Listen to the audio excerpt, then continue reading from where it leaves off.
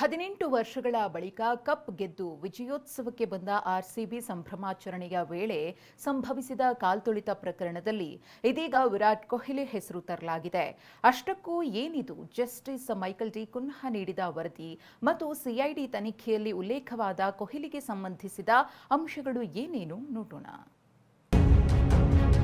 Chinnaswamy stadium ಕಾಲ್ತುಳಿತ ಪ್ರಕರಣದಲ್ಲಿ ಕೊಹ್ಲಿಗೆ ಸಂಕಷ್ಟ.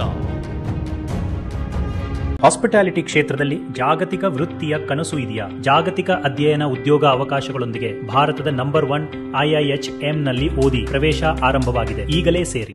RCB, KSCA, ಪೊಲೀಸರು, ಕೊಹ್ಲಿ ದುರಂತಕ್ಕೆ ಕಾರಣ ಯಾರು? ಆರ್ಸಿಬಿ ಸಂಭ್ರಮಾಚರಣೆ ವೇಳೆ ಚಿನ್ನಸ್ವಾಮಿ ಸ್ಟೇಡಿಯಂ ಬಳಿ ಸಂಭವಿಸಿದ ಕಾಲ್ತುಳಿತ ದುರಂತಕ್ಕೆ ಕೊಹ್ಲಿ ಕಾರಣನ? ಇಂಥದ್ದೊಂದು ಪ್ರಶ್ನೆ ತನಿಖಾ ವರದಿಗಳು ಸಲ್ಲಿಸಿದ ರಿಪೋರ್ಟ್ನಿಂದ ಹುಟ್ಟಿದೆ. ಈಗಾಗಲೇ ಮೈಕಲ್ ಡಿ ಕುನ್ಹಾ ನೇತೃತ್ವದ ಸಮಿತಿ ದುರಂತದ ಕುರಿತು ಸರ್ಕಾರಕ್ಕೆ ವರದಿಯನ್ನ ಸಲ್ಲಿಸಿದೆ. ಅದರಲ್ಲಿ ನೇರವಾಗಿ ವಿಜಯೋತ್ಸವ ಆಯೋಜಿಸಿದ್ದ ಆರ್ಸಿಬಿ, ಕರ್ನಾಟಕ ಕ್ರಿಕೆಟ್ ಸಂಸ್ಥೆ, DNA ಸಂಸ್ಥೆಗಳೇ ಕಾರಣ ಎಂದಿದೆ. ಸರ್ಕಾರವು ಸಂಪುಟದಲ್ಲಿ ಈ ವರದಿಯನ್ನ ಆಧರಿಸಿ ಕ್ರಿಮಿನಲ್ ಮೊಕದ್ದಮೆ ಹಾಕುವ ನಿರ್ಧಾರಕ್ಕೆ ಬಂದಿದೆ. ಇದರ ನಡುವೆ ಬೆಂಗಳೂರಿನ ದತ್ತುಪುತ್ರ ಕೊಹ್ಲಿಗೆ ಸಂಕಷ್ಟ ಎದುರಾಗೋ ಸಾಧ್ಯತೆ ಕಂಡು ಬಂದಿದೆ. ತನಿಖಾ ವರದಿಗಳಲ್ಲಿ ಕಾಲ್ತುಳಿತಕ್ಕೆ ಕೊಹ್ಲಿ ಕಾರಣ ಎಂದು ಉಲ್ಲೇಖ. I think I'm gonna feel the real side of it when we get to Bangalore tomorrow. ಇದೊಂದು ಮಾತು. IPL ಫೈನಲ್ ಗೆದ್ದ ಬಳಿಕ ವಿರಾಟ್ ಕೊಹ್ಲಿ ಆಡಿದ್ದ ಇದೊಂದು ಮಾತು ಸಂಕಷ್ಟ ತಂದೊಡ್ಡಿದೆ.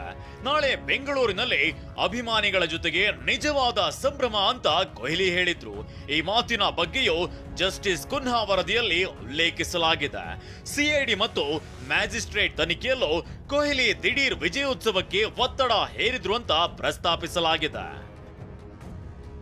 ಹೀಗಾಗಿ ಸಿಐಡಿ ಕೂಡ ಕಾಲ್ತುಳಿತದ ಬಗ್ಗೆ ತನಿಖೆ ನಡೆಸಿದ್ದು, ಚಾರ್ಜ್ ಶೀಟ್ ಸಲ್ಲಿಕೆ ಮಾಡೋ ವೇಳೆ ಕೊಹ್ಲಿ ಹೆಸರನ್ನ ಸೇರಿಸ್ತಾರಾ ಅನ್ನೋ ಪ್ರಶ್ನೆಯೂ ಉದ್ಭವವಾಗಿದೆ.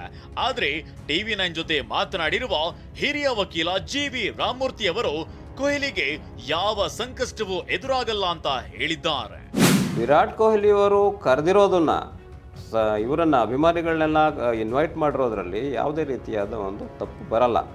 ಯಾಕಂದರೆ ಇದು ಕಾನೂನುಬದ್ಧವಾದ ಒಂದು ಪ್ರೋಗ್ರಾಮ್. ಅದು ಕ್ರೌಡ್ ಮ್ಯಾನೇಜ್ಮೆಂಟ್ ಆಗಲಿ, ಅಲ್ಲಿ ಸುರಕ್ಷತಾ ಕ್ರಮಗಳನ್ನ ತಗೊಳ್ಳೋದಾಗಲಿ ಮತ್ತು ಅಲ್ಲಿ ಜನರನ್ನು ಹೇಗೆ ನಿಯಂತ್ರಿಸಬೇಕು ಅನ್ನೋದಾಗಲಿ ಅದು ಪೊಲೀಸರಿಗೆ ಮತ್ತು ಆರ್ಗನೈಸರ್ಸ್ಗೆ ಸಂಬಂಧಪಟ್ಟಿದ್ದು. ಈ ಕಾನೂನಿನಲ್ಲಿ ಇವರನ್ನು ಹೊಣೆಗಾರಿಕೆ ಮಾಡೋಕ್ಕೆ ಅವಕಾಶನೇ ಇಲ್ಲ. ಮುಖ್ಯವಾಗಿ ಆ ಒಂದು ಕಾರ್ಯಕ್ರಮವನ್ನು ಹೇಗೆ ನಡೆಸಬೇಕು ಅನ್ನೋದು ಒಂದು ಜವಾಬ್ದಾರಿ ವಿರಾಟ್ ಕೊಹ್ಲಿ ಅವರ ಮೇಲೆ ಇರಲ್ಲ. ಕ್ರಿಮಿನಲ್ ಅಫೆನ್ಸು ಇವರು ವಿರಾಟ್ ಕೊಹ್ಲಿ ಅವರ ಮೇಲೆ ಬರೋಕ್ಕೆ ಸಾಧ್ಯ ಇಲ್ಲ. ಸರ್ಕಾರದ ಪ್ರತಿಷ್ಠೆಯ ಕಾರಣಕ್ಕೆ ಕಾಲ್ತುಳಿತವಾಯಿತು ಅಂತ ಬಿಜೆಪಿ ಆರೋಪಿಸುತ್ತಿದೆ. ಮತ್ತೊಂದು ಕಡೆ ನಿವೃತ್ತ ಜಸ್ಟಿಸ್ ಕುನ್ಹಾ ಅವರ ವರದಿ ಆರ್ಸಿಬಿ, ಕರ್ನಾಟಕ ಕ್ರಿಕೆಟ್ ಮಂಡಳಿ ಹಾಗೂ ಪೊಲೀಸರನ್ನೇ ಹೊಣೆಯಾಗಿಸಿದೆ.